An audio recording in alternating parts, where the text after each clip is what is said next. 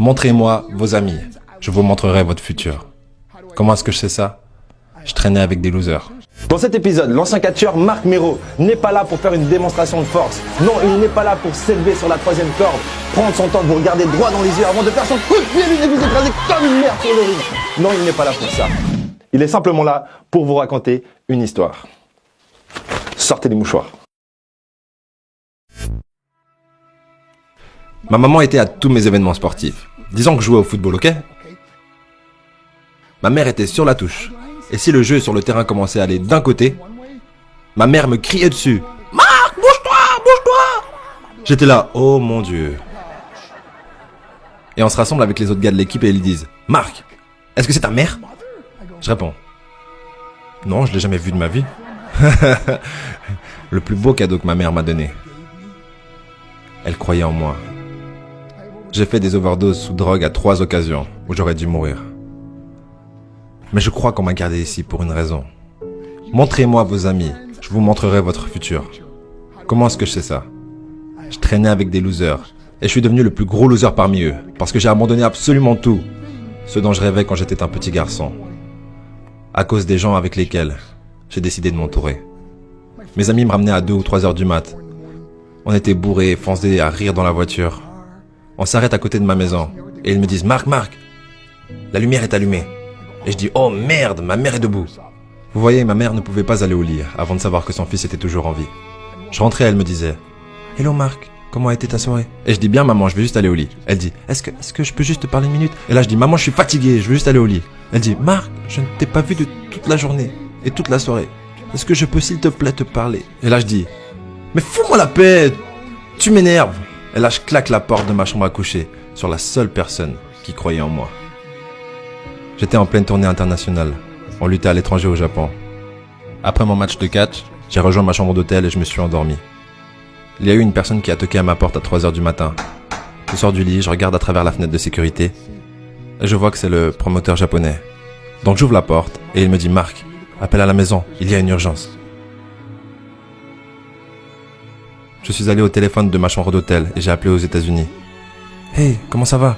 Il a dit « Marc, je ne sais pas comment te dire ça. » J'ai dit « Dis-moi simplement ce qui s'est passé. » Et d'un coup, il commence à pleurer et dit « Marc, je ne peux pas te le dire. » Je lui dis « Dis-le. » Il a dit « Marc,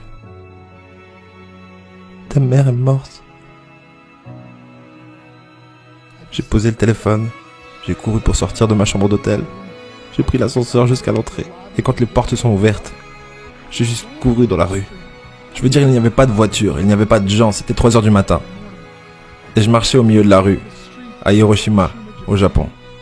Et je me rappelle regarder en l'air en disant « Maman, je suis tellement désolé. » J'ai pris l'avion pour ses funérailles. J'étais tellement nerveux de devoir marcher jusqu'à son cercueil, alors je suis resté dans le fond.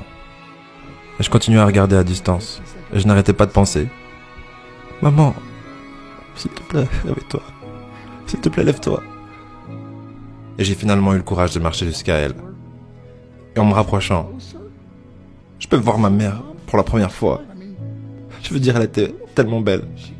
Elle était habillée en blanc. Elle ressemblait à un ange.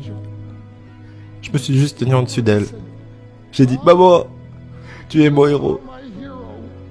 Tout ce que je suis, tout ce que j'espérais devenir, c'est grâce à toi. Tu m'as tellement aimé. Tu m'as donné une vie. Tu es la seule qui a cru en moi. Comment lui retourner tout ça? En me bourrant la gueule? En me défonçant? En devenant stupide? En sortant avec des losers? Pourquoi? La seule chose qu'elle voulait faire, c'était parler avec moi. J'aimerais tellement pouvoir te parler maintenant, maman. J'aimerais tellement que tu puisses voir ce que je fais. Pourquoi n'ai-je pas pu être un meilleur fils? Nous sommes définis par nos choix. Mais si vous vous entourez de gens qui prennent des drogues, de l'alcool et des pilules, c'est un chemin sans issue. Je ne suis pas ici pour vous faire la morale. Je suis ici pour vous dire que j'ai vécu cette vie. Et ça mène au cœur brisé, aux relations brisées, aux rêves brisés et à la mort. Pourquoi? Pour la défense? Si vous avez un père ou une mère, quand vous rentrez à la maison, dites à maman que vous l'aimez. Vous voyez, toute ma vie a tourné autour de devenir riche et être célèbre. Il fallait que je devienne un millionnaire. Il fallait que je gagne la course. Je devais gagner la course aux frais de mon mariage, de ma famille, de mes amis. Pourquoi? Pour être seul dans une pièce et apprendre ce qui est réellement important. Et ceci est à quel point précieux est ce cadeau qui est la vie et nos familles et à quelle vitesse cela peut nous être pris. Vous savez, je ne vis plus le temps, je vis les moments.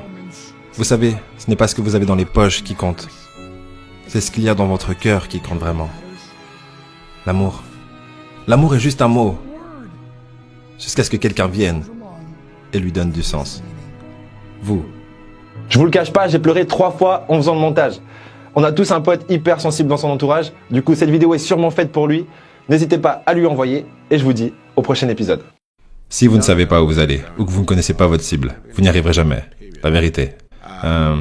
Travaillez dur, dormez moins.